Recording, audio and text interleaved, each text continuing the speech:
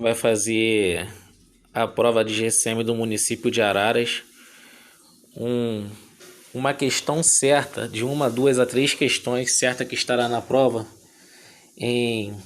No edital está lá especificado atualidades, história, geografia do município, internacional, regional e etc.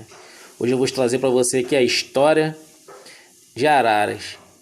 O primeiro registro do povoado foi em 1818 através de uma sesmaria de légua e meia, formada pelas bacias hidrográficas do rio Mogi, Ribeirão Itapura e Ribeirão da Araras, em terras pertencentes ao município de Limeira.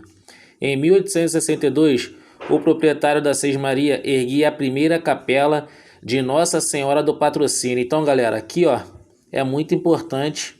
Pode estar lá, pode ser uma questão de prova perguntando qual foi a primeira capela criada ali onde no município hoje Araras, que é a Capela Nossa Senhora do Patrocínio de Araras, rodeada de algumas casas, com a inauguração em 15 de agosto de 1862, dia da padroeira. Então, aqui, galera, vamos ficar atento que pode ser uma questão de prova.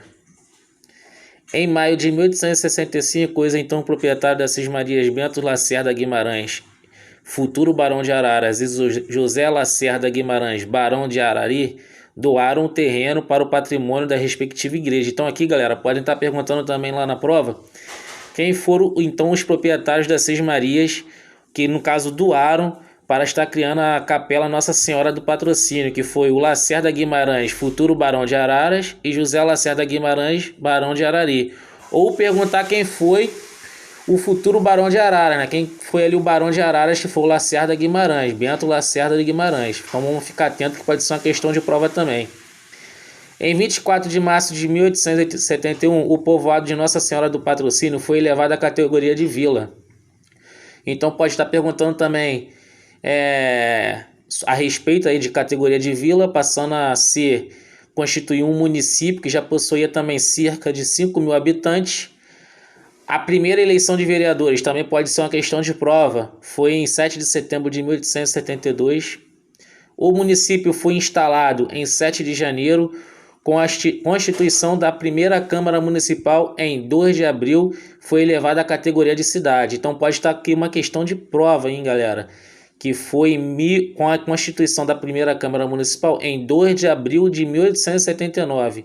Foi elevada à categoria de cidade. Então ali o município então, de Araras, para quem não sabe, quem está estudando aí a legislação orgânica, lá nos primeiros artigos, diz que tem a categoria de cidade o município. As grandes fazendas de lavoura de café predominavam. Aqui também pode perguntar o que predominava ali, né, no município, que foi o que? Café. E eram responsáveis pelo progresso que surgia na região.